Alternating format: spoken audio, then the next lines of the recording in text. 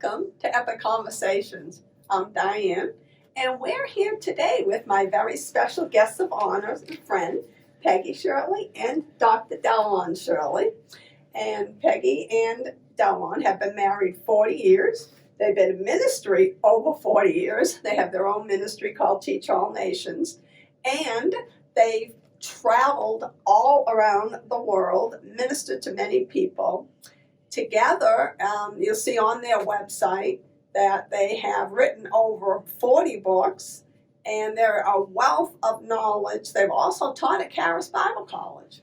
And Delron's book, called Your Home Can Survive in the 21st Century, and they've taken it from survival to thriving. So we're going to be talking about some of the chapters in this book about change and how husbands and wives are different. And let's talk about your new book. And if you are enjoying these episodes, please subscribe to this channel and share it with a friend. Thank you. Well, Diane, first of all, thank you for having us on the program today. It's always a joy to get to be with you and to share with you, and I just appreciate the opportunity to get to know all of your friends that are out there on YouTube and Twitter and all those other Facebook. all those other social media formats. Thanks for having us. You're welcome. Thank you. Good. Okay. Well, we are going to talk about two personalities becoming one. When we first got married, God brought us together. There was no question. But after the honeymoon, we had our first fight. I went, oh, look, this isn't supposed to happen. And, of course, in the old days, you think, well, I'll just get back the ring. But we learned how to work it out, and that opposites do attract. We're going to get into that more. But it's okay to realize that, first of all, men and women are different. Men are left-sided, logical. Women are emotional. That's the way it is. So you have, when you come into a marriage, you've got two different sets of things going on. Then, usually, as we will explain in the next thing, that opposites attract. We were very, very different. So I expected him to be like me, and he thought, why isn't she doing this? So Dylan's going to explain that, because this is stuff that rips up a marriage. And, of course, we all think we're the way. My way is the best way, Diane, and he's got it all wrong. Well, no, that is not true. But what we've learned, and we'll explain later, is that we are very different. We have become one. I understand him. I know how to push his buttons, but I also know how to make him happy most of the time. So it's very interesting, but I think the biggest thing we see in marriages is that he's just so different. He doesn't understand me. He doesn't get me. Well, first of all, he's a man. He won't. We don't get ourselves sometimes. We're so emotional. But now I've learned him. He's learned me. And I guess what we want to really emphasize here is that God can pull all that together where you accept each other. Delron accepts me. I will never be exactly on time. He's 5 minutes early. I'm 5 minutes late. Well, I'm working on that. And he can't understand why I act like that. So you'll see as he goes on to explain that you can survive a marriage. I can empathize. The funny thing about marriage is that men go into marriage thinking that the girl that they're marrying will never change. Oh. But they do. No. And women go into marriage thinking the guy that they're marrying is going to change. But they don't. So here you are. Yeah. In fact, do you know the three most important parts to a marriage ceremony? No. Okay. The first thing is that you have to have a corridor, between the guests for the bride to walk up, in what they call an aisle. Yeah. Okay. The next thing is that you have to have a place for the bride and groom to kneel when they make their vows. That's what they call the altar. And then somebody has to sing a song, and that's what they call a hymn. Do you know why you have to have all three of those elements to have a successful wedding? No. Because that's exactly what's going on in the bride's mind during the whole thing. I'll alter him. Or or sometimes the grooms. Now let's be fair. We all think they'll see my way and they'll become like me. Amen. Yeah, oh my goodness, it's true. Marriage is just full of change. Yes. It's just like, but who changes? We end up both changing. Yes. It's like, okay, I remember you've been married 40 years. John and I have been married 27 years in September. And we were opposites, and it's taken time over the years to learn to appreciate the change. Yes. Appreciate the differences. And, so. Well, I would say one of the biggest things people say, Peggy, what has made it work? Well, there's several different things, and I wrote it down because, we had talked in the first section about being a covenant versus a contract, and I said Ecclesiastes 3, I meant Ecclesiastes 4, that it's that threefold cord, the two of us being in the middle with the Lord and drawing. As you draw towards the Lord, He will draw you together. But I would say one of the biggest things is that we tend to be very critical because, all right, so we're different. So then what we start to do is criticize. Well, why does he do it that way? Why does he do that way? Well, I'm telling you, that can kill a marriage. And we have seen that in both of us because he's very strong and I'm very strong, okay? And I don't get him sometimes. But what I would really suggest is what God has shown me. Yes, you're different, but let's focus on the good things he is. Let's focus on, not changing it because you're not going to, And another important point with that, going along with that, is compromising that. Okay, so Delron likes it to do this. I don't. And I remember one day I just said, no, I'm not going to do that. And so I went upstairs and I felt very self-righteous. The Lord said, you're just being selfish. See, that's the thing. If we're tuned in, we've got that Father in the middle. And I said, Lord, he's being impossible. It's being ridiculous. And the Lord said, you're being selfish. So criticism, selfishness, yeah. That is and knowing that we have a covenant, that we have to get through it. And I would say these are just little things. And then, learning to say, because we are different and we do step on toes, to say, I'm sorry, Now, I'm usually the one in that doghouse here because he's more of the perfectionist and he likes everything up. 2, 3, 4. And I'm like, whatever. Well, I could step on his toes a lot, you see. And I know that. So I thank God. God's given me that ability to say, I'm sorry.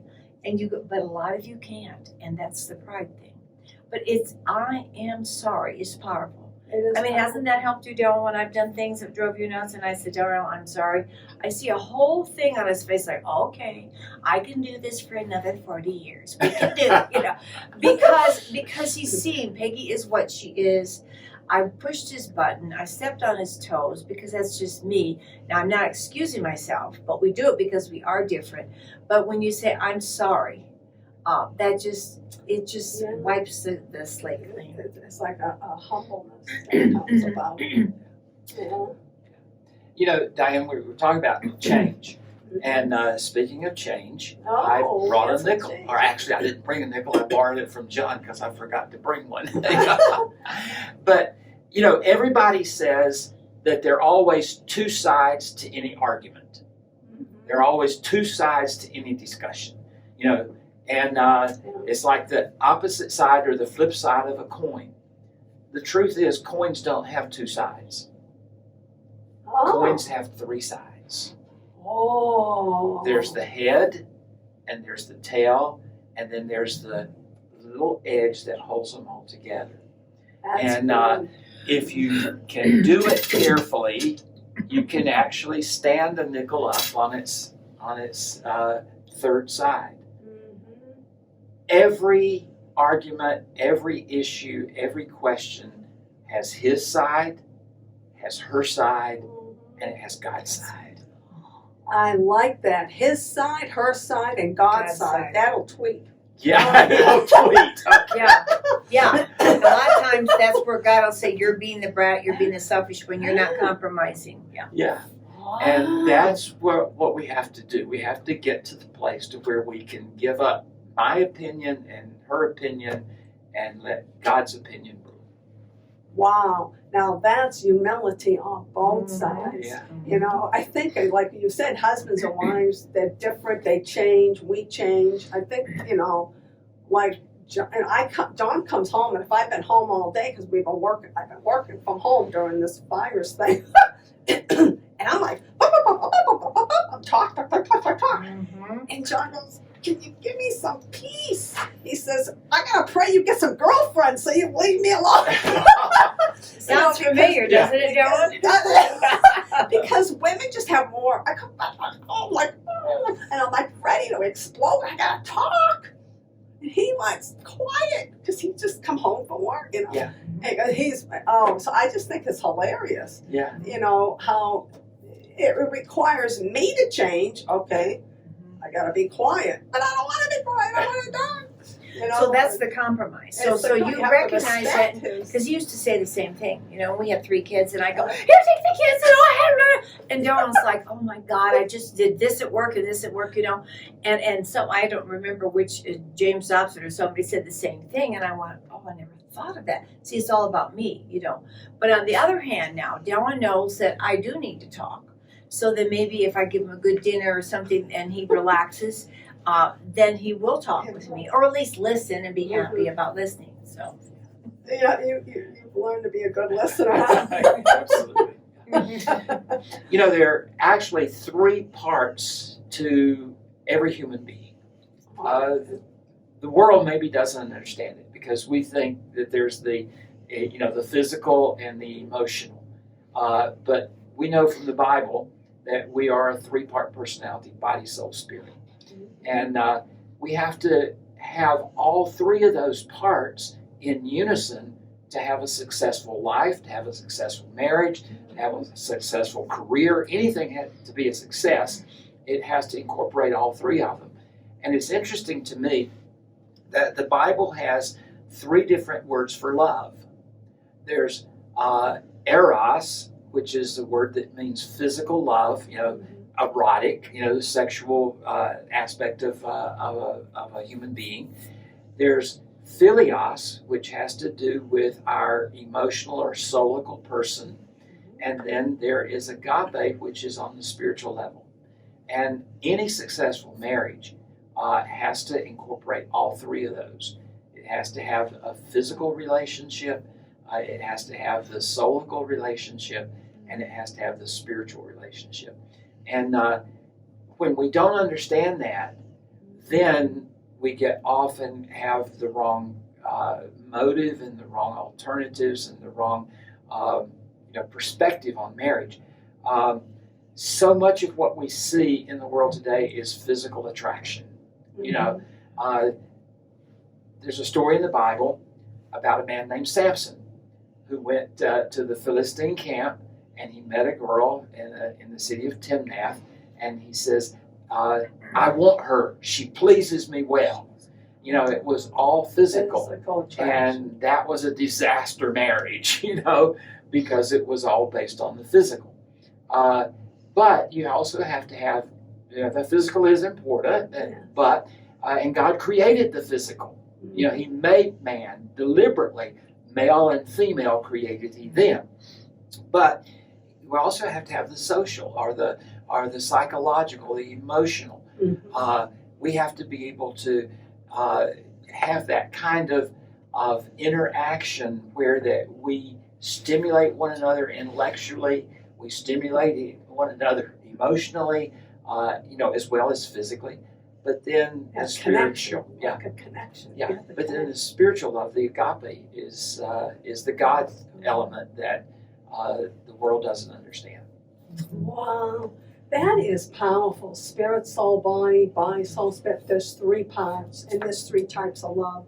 And I know you talk more about it in your book. So I mean, this is just awesome. Your home can survive in the 21st century. There's more in there. Thank you very much for sharing. This is just wonderful material. This is just awesome. And we look forward to you joining us for other sessions. In the meantime, have an epic day in the Lord.